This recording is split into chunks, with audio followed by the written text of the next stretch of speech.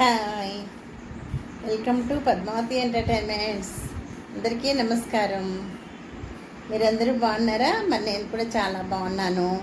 మీరు ప్రతిరోజు నేను అడుగుతున్న ప్రశ్నలు విని ఎంతో సంతోషిస్తున్నారు, కామెంట్ బాక్స్లో ఆన్సర్స్ పెడుతున్నారు, నాకు ఎంతగానో సపోర్ట్ చేస్తున్నారు కదా, చాలా సంతోషం. అయితే ఈరోజు నేను అడగబోయే ప్రశ్న నా 100వ ప్రశ్న. ఇప్పటికి 99 ప్రశ్నలు అయిపోయాయి కదా, ఇది 100వ ప్రశ్న. మరి చాలా సంతోషంగా ఉంది.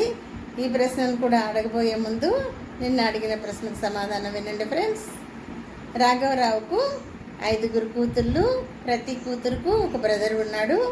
అయితే రాఘవరావుకు మొత్తం ఎంతమంది పిల్లలు అని అడిగాను కదా, దానికి ఆన్సర్ ఏంటంటే రాఘవరావుకు 6 పిల్లలు. అంటే రాఘవరావుకు 5 కూతుళ్ళతో పాటు ఒక కొడుకు ఉన్నాడు. ఆ కొడుకు 5 కూతుళ్ళకు బ్రదర్ అవుతాడు కదా, అది ఫ్రెండ్స్ ఆన్సర్. మరి ఇప్పుడు మరో ప్రశ్న వినండి ఫ్రెండ్స్. 2 కలిస్తే జంట అవుతుంది, 3 కలిస్తే గుంపు అవుతుంది, మరి 4, 5 కలిస్తే ఏమవుతుంది? ఫ్రెండ్స్, క్వశ్చన్ చాలా జాగ్రత్తగా మళ్ళీ ఇంకోసారి వినండి.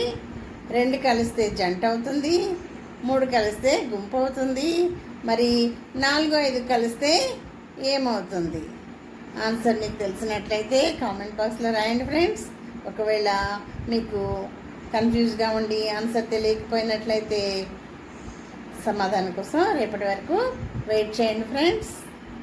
మరి నా వీడియోస్ మీకు నచ్చుతున్నట్లయితే లైక్ చేయండి, షేర్ చేయండి, సబ్స్క్రైబ్ కూడా చేసుకొని నాకు మరీ సపోర్ట్ చేయమని మిమ్మల్ని కోరుకుంటున్నాను ఫ్రెండ్స్. మర్చిపోకండి, సపోర్ట్ చేయండి తప్పకుండా.